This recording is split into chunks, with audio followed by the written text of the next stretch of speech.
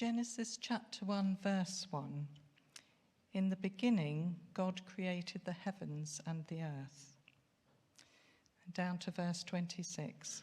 Then God said, "Let us make mankind in our image, in our likeness, so that they may rule over the fish in the sea and the birds in the sky, over the livestock and all the wild animals, and over all the creatures that move along the ground." So God created mankind in his own image. In the image of God he created them, male and female he created them. God blessed them and said to them, "Be fruitful and increase in number, fill the earth and subdue it, rule over the fish in the sea and the birds in the sky, and over every living creature that moves on the ground." Then God said, "I give you every seed-bearing plant on the face of the whole earth, and every tree that has fruit with seed in it. They will be yours for food. And to all the beasts of the earth, and all the birds in the sky, and all the creatures that move along the ground, everything that has the breath of life in it, I give every green plant for food." And it was so. God saw all that he had made, and it was very good. And there was evening, and there was morning, the sixth day. Thus the heavens and the earth were completed in all their vast array. By the seventh day God had finished the work he had been doing, so on the seventh day he rested from all his work. Then God blessed the seventh day and made it holy, because on it he rested from all the work of creating that he had done. This is the account of the heavens and the earth when they were created, when the Lord God made the earth and the heavens. Then Psalm 139. You have searched me, Lord, and you know me. You know when I sit and when I rise. You perceive my thoughts from afar. You discern my going out and my lying down. You are familiar with all my ways. Before a word is on my tongue, you, Lord, know it completely. You hem me in behind and before, and you lay your hand upon me. Such knowledge is too wonderful for me, too lofty for me to attain. Where can I go from your spirit? Where can I flee from your presence? If I go up to the heavens, you are there. If I make my bed in the depths, you are there.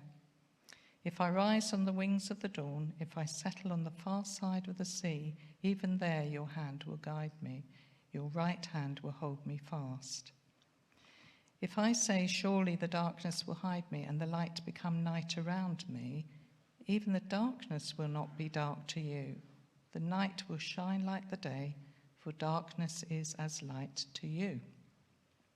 For you created my inmost being. You knit me together in my mother's womb. I praise you because I am fearfully and wonderfully made. Your works are wonderful. I know that full well. My frame was not hidden from you when I was made in the secret place, when I was woven together in the depths of the earth. Your eyes saw my unformed body. All the days ordained for me were written in your book before one of them came to be. How precious to me are your thoughts, God. How vast is the sum of them. Were I to count them, they would outnumber the grains of sand. When I awake, I am still with you. If only you, God, would slay the wicked. Away from me, you who are bloodthirsty. They speak of you with evil intent. Your adversaries misuse your name. Do I not hate those who hate you, Lord, and abhor those who are in rebellion against you? I have nothing but hatred for them. I count them my enemies. Search me, God, and know my heart. Test me and know my anxious thoughts. See if there is any offensive way in me, and lead me in the way everlasting. So we continue our exploration of this book, the Bible, the book that makes sense of life. Okay. And we've looked at how to read the creation accounts at the beginning of the story. We've looked at God as the source and center of everything. And we've seen how the world is so beautifully made by its creator, the designer behind the design. But today, we're going to get personal, because we're going to think about the question we all wonder about, and it's this: who am I? What is my identity? Who am I? What is my identity? And we need to go deep. So a bit of theology for a moment. You might know this, you might not. To drill to the center of the Earth's core is 6,371 kilometers, or about 4,000 miles. That's pretty deep, isn't it? Pretty deep. And for us to answer the question, who am I? What is my identity? We similarly have to go deep. We cannot be superficial about this. Superficiality will not give us the answer. Now, according to the magazine Psychology Today, it explains that when we know who we truly are, positive things follow. We're happier when we know who we are. We are at peace with ourselves when we know who we are. We make better choices, both the small choices and the big choices. We understand what motivates us to resist bad habits and to develop good ones. When we know who we are, we're able then to resist social pressure to go along with society. We're tolerant and more understanding of others who are unlike us. And we have an awareness of our weakness and our foibles and our struggles, which then means we can empathize with others, with their struggles and their foibles, if we know who we are. And finally, knowing our true identity makes us feel alive, fully alive. And whenever we enter a room, we bring life into the room. And it reminds me of the words of Irenaeus, one of the early church fathers, who said this: "The glory of God is man or woman fully alive." So when we know who we are, what we truly are, who we truly are, we light up the room because we bring life into it. Now, that's all very well and good. So, how do we go deep? Let me remind you, we have to go deep. Superficial answers, trivial questions will not do. Now, just be aware of this. The TV and social media constantly gives us superficial and trivial answers to this question. And we as Christians are not immune from going, oh, that's good. Let me read this and let me read that and let me read this. That's really exciting. It's not going to do. It will not help us find our true identity. The Jewish psychiatrist and scientist Viktor Frankl said this: when a man or woman cannot find a deep sense of meaning, what do? They distract themselves with pleasure. Maybe that's what you do. When you're lost in who you think you might be or not, we don't know. We go, I'll leave that. I'm just going to distract myself. I'm just going to escape somewhere and just enjoy myself for a little bit. But we still have that question, who am I? Why am I here? We have to go deeper. And allow me to illustrate with the hot topic of sex. And let's be honest, if you haven't noticed, we live in a highly sexualized society. We live in a world now where an overly romantic view of sex assumes that if two people love each other, intercourse is the next legitimate step, even amongst believers. And of course, sex includes romance and passion, but it must be based on far more than that. We must go deeper. The marriage service note doesn't ask, do you love this person? Not do you love this person. It says, will you love this person? Do you notice that difference? In other words, the promise transcends the feelings. It bypasses the feelings. It prioritizes over the feelings. It comes before the feelings. The promise, the decision comes before that. Romance and passion may be the icing on the cake, but the cake is commitment. Commitment to one another. What I'm saying, controversial as it might be, is this. Our authentic self is not rooted in our sexuality.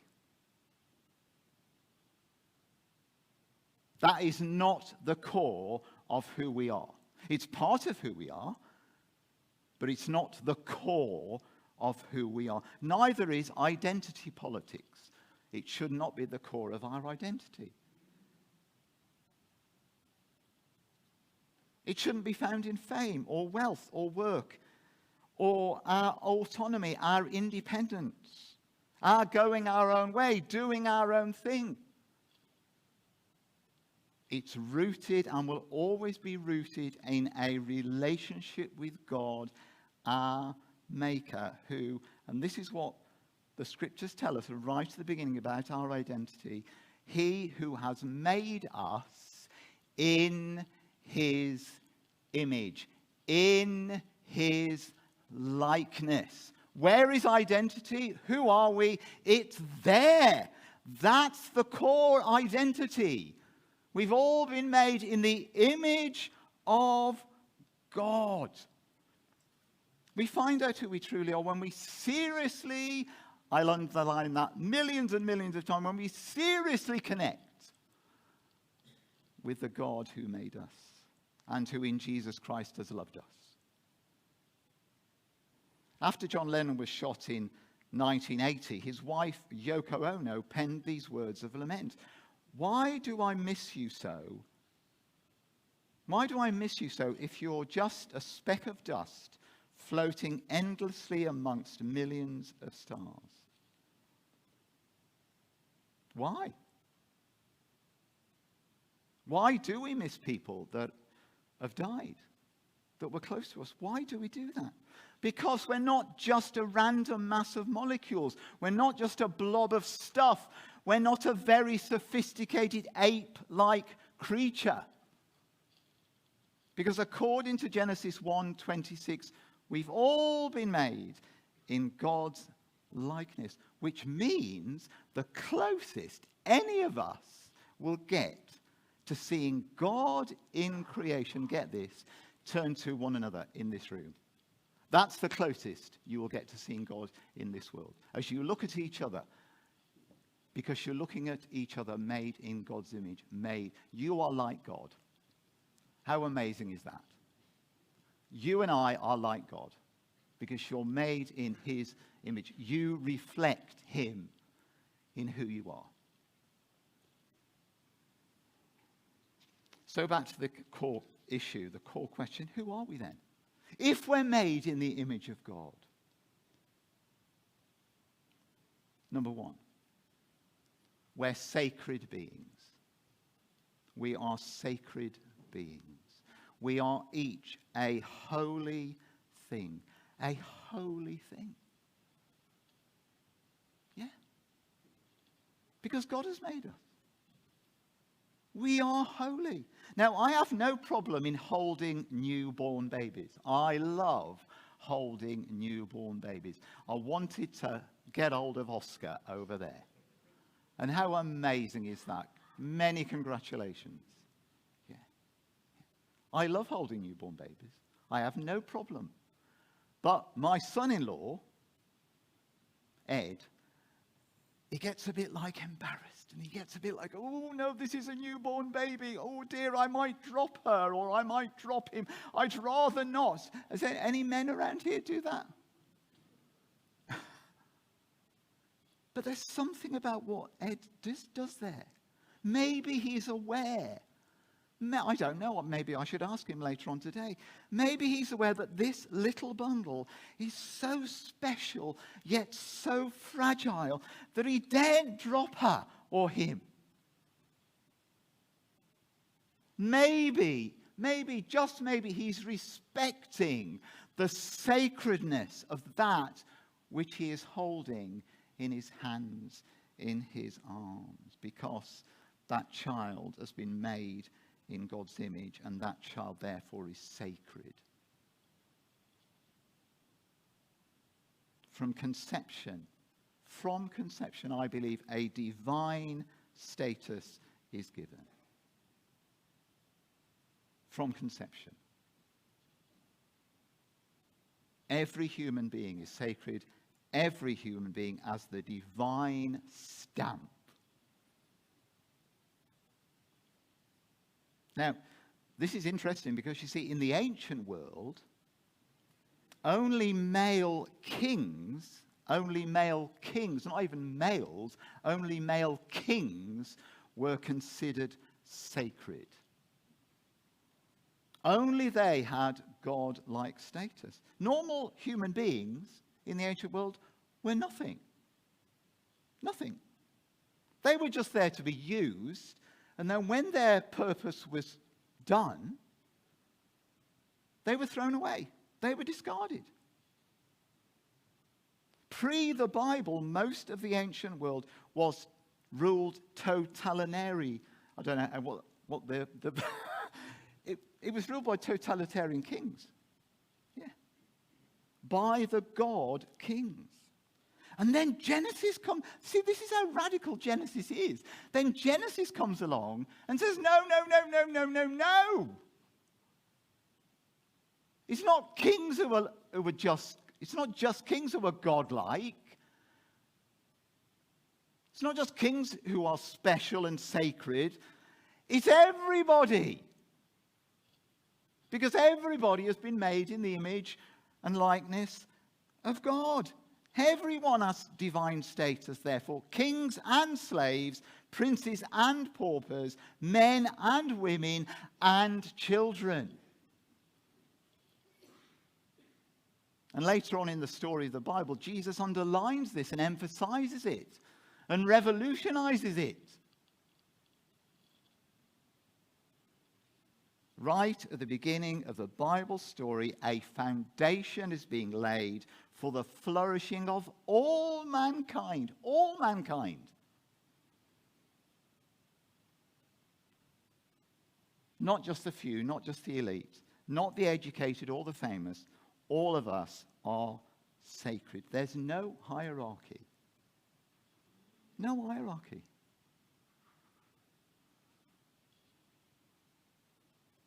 Psalm 139 puts it like this. We are all wonderfully and fearfully made. All of us.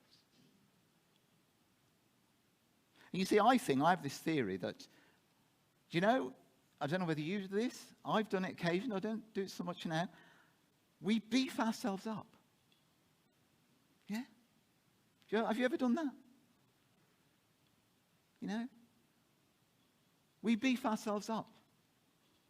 Or we beat ourselves down.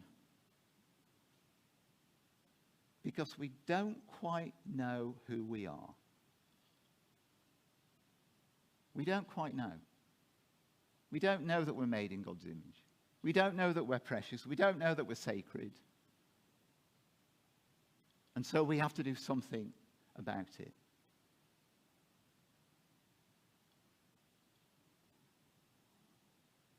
Using a musical image, Martin Luther King, the great Martin Luther King, in his famous Dream speech said this: "There are no gradations in the image of God.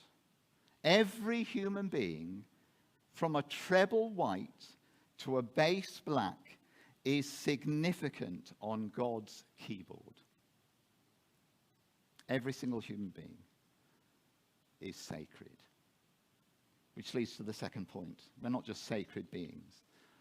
We're significant.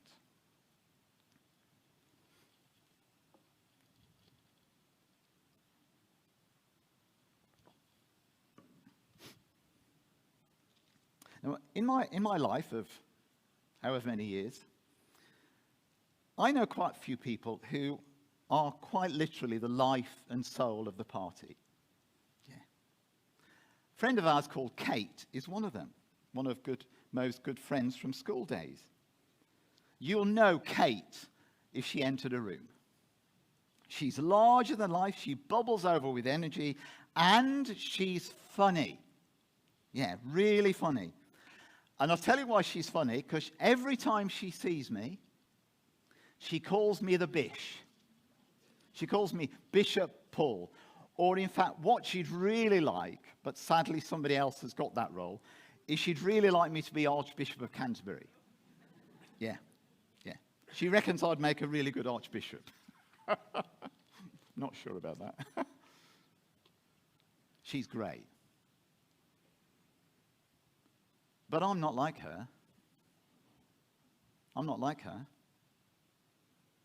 And some of us wished we were like people like Kate. We wished we could be the center of the party.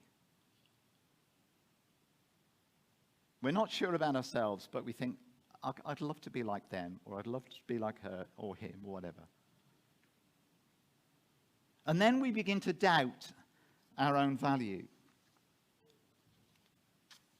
We say things like, well, I'm not as clever as him. I'm not as beautiful as her. I wish I was more attractive. I wish I was more popular. But according to Genesis 1, we're all significant. All of us. Now, if we take Adam and Eve, just for a moment, as symbolic, now just listen carefully about what I'm saying. Okay, if we take Adam and Eve as symbolic of the whole human race, so Adam as man, Eve, which literally means living, as woman, right? Listen to the text with that in mind. God made man and woman. He made mankind, all those men, and then all those women in his image. And he said to them all, you go, all of you, you go and multiply and go and steward the earth. All of you. Now notice what isn't there. What isn't there? There's no discrimination. There's no division. There's no hierarchy. At the beginning, everyone was called by God to do his work of stewarding the earth. Everyone. Because everyone, according to the Lord, is and was significant. Andrew Ollerton, who wrote this book, says this, that humans are not merely top of the food chain. We're not just merely top of the food chain. We're in a league of our own. Yeah. Listen to the words of Psalm 8. Lord, our Lord, how majestic is your name in all the earth. You have set your glory in the heavens.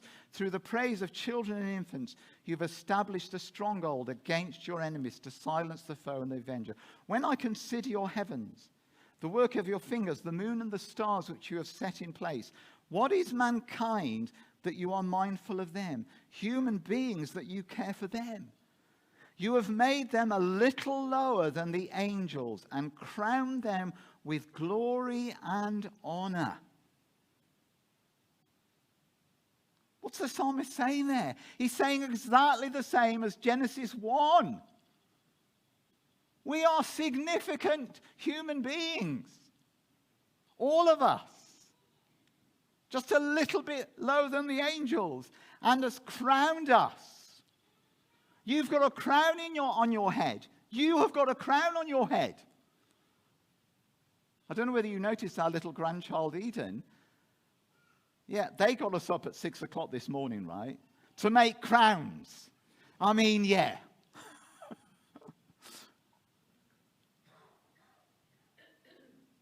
You've got a crown on your head, a crown of honor and glory, because you and I are made in the image of God. You are significant. Not just the leaders. Sue said, just put those to, the leaders, the elders, the deacons, they're quite important, but I mean the minister and people like me, just put them aside. We're all significant. God needs all of us to build this church up.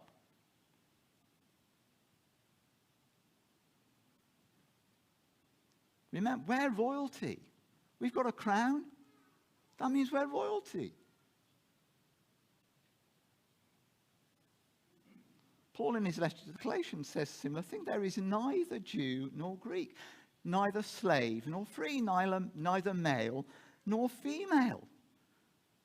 In other words, no, he's not saying that there aren't males and females. Of course there are males. He's not saying that there's not Jews and Greeks, because there are Jews and Greeks. What he's saying is there are no divisions of significance. There's no hierarchy of significance. I'm getting so excited. I really must stop this, getting excited. Oh dear, no, what have I done? Oh, there you go. Right, wait a minute. Excuse me. Is that right? Well, that's the first.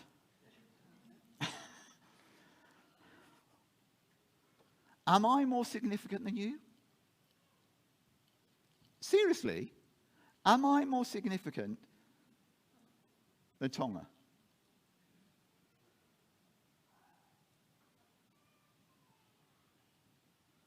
Am I more significant than these young boys here?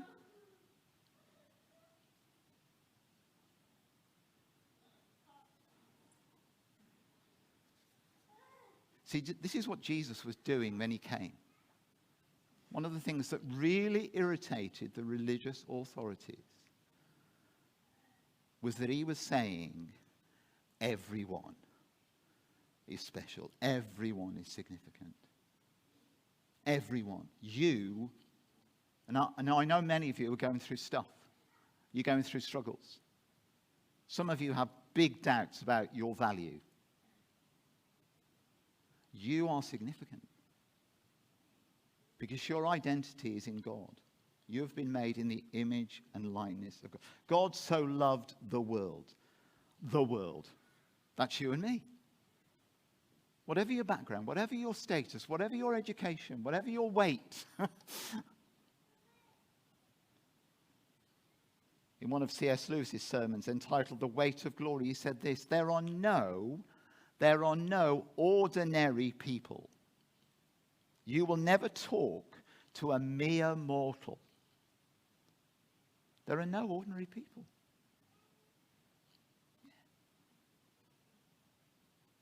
Why did the Son of God become human? Why did he live amongst us and die for us? Why did he go to hell and back and face all the powers of darkness? Why did he endure such suffering at the hands of men? Why did he take the punishment we deserve? Because God thinks we're all significant and sacred human beings with his stamp and his likeness on us. Now, you might be sitting there, well, yeah, there's the fall. We haven't got to the fall yet. Okay, that comes later on. And you're right, the fall meant that the image of God in us got distorted. It didn't get destroyed. Okay, there's a difference here. The image of God in human beings did not get destroyed. It got distorted. Why did Jesus come? To restore that image. To renew that image. In Christ we are new creations. The old is gone and the new has come.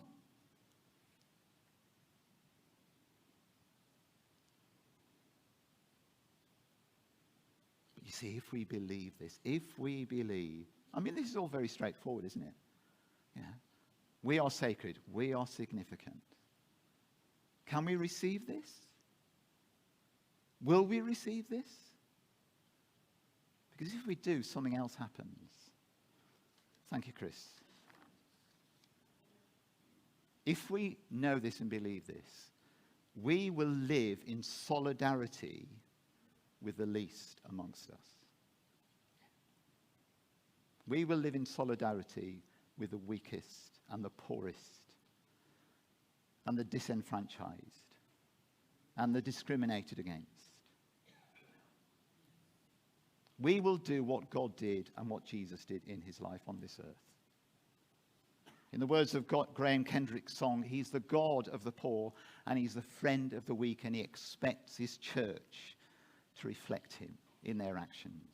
God is for the homeless, he is for the persecuted, he is for the refugee, he's for the marginalized, he's for those enslaved by the caste system in India. He's for the Jews around the world who right now, many Jews around the world are living in fear of their lives. In Germany, outside every synagogue, there is an armed police group. Because Jews are afraid of being killed, of being persecuted. Doesn't it sound very familiar? Yeah?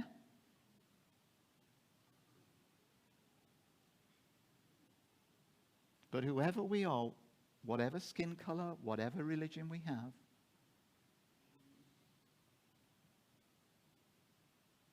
Jesus died for those people. He died for the Jews. He died for the Muslims. He died for the refugees. They're all loved. They're all special. Because God's love is so radical. So radical.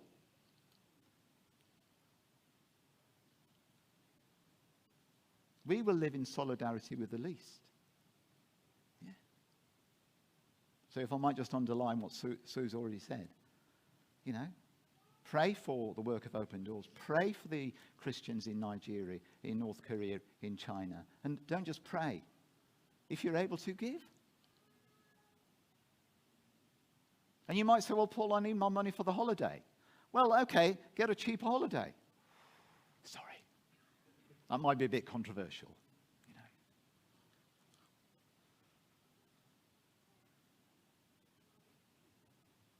In the Roman culture of Jesus' time, it was perfectly acceptable for unwanted babies to be thrown on the rubbish heap. Yeah. What did Christians do? What do? They adopted them as their own. This is why Mother Teresa spent her lifetime serving the beggars of Calcutta and built a hospital for them. And this is why the modern hospice movement began under Dame Cicely Saunders. This is why, as Christians, I believe we should stand for good end-of-life care and not the other way.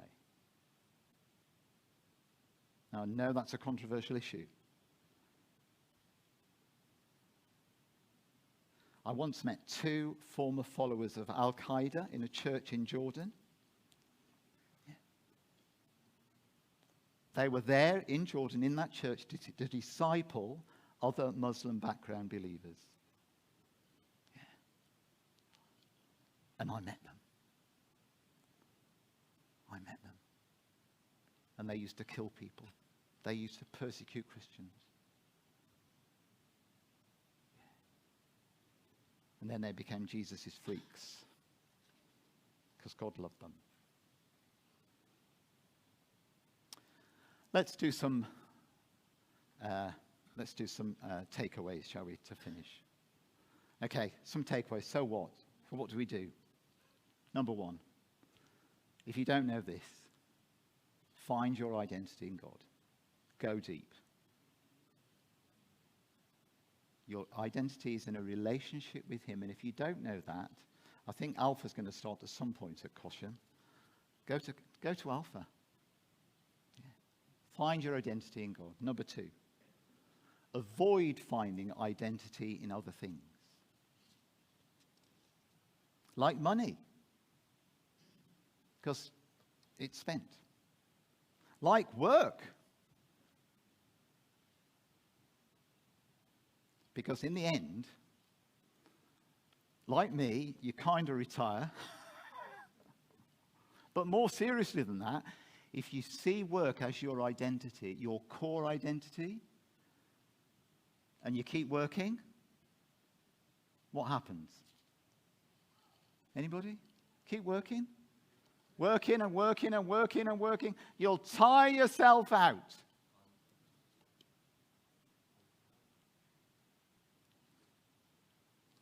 Like popularity. Because fans are fickle. Fans are fickle. I've had fans in churches. Yeah. And after a while, they've not been my fans anymore. Because they've not liked what I've said. Or they've not liked what I've done.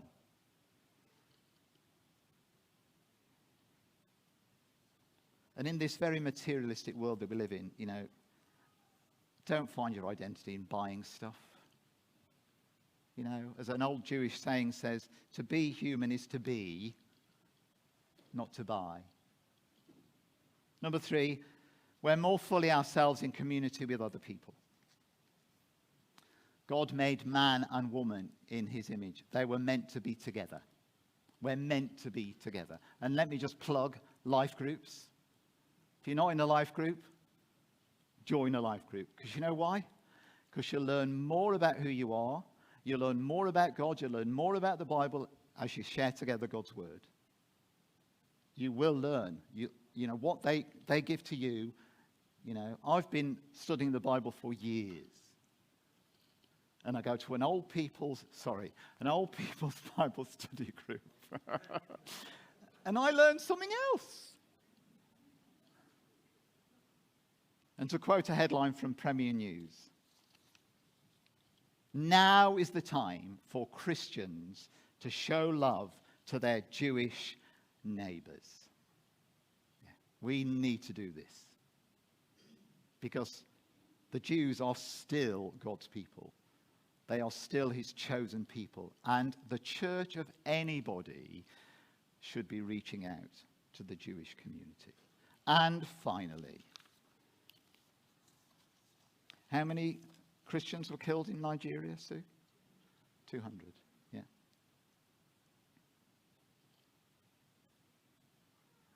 Yeah. 200 Christians were killed in Nigeria. Actually, every day, Christians are being murdered. But is that the end? Is that the end for these 200 people? Is it? Because you see, if our identity is in the Lord and in the work of Jesus Christ, then suffering will not destroy who we are, sickness will not destroy who we are, and not even death will destroy who we are. Because in life we belong to him, in death we still belong to him, and in eternity we will still be his, because those that the Father gives Jesus the Son will in no way throw out. No way. That's Jesus' promise. And that's the hope that is central to the Christian faith. One last word. I've been in full-time Christian ministry for nearly 36 years. And there's one thing, very important fact that I've discovered that I share with any person thinking about going into ministry. Yes, I was called into ministry. That was my calling. But who am I truly? Who am I? I am a child of God. That's who I am. I'm not first a minister. I'm not even first a husband. I'm not even first a dad. My security is found in that I am a child of God. And if we know that, whatever life brings to us, whatever job we have, it'll be okay.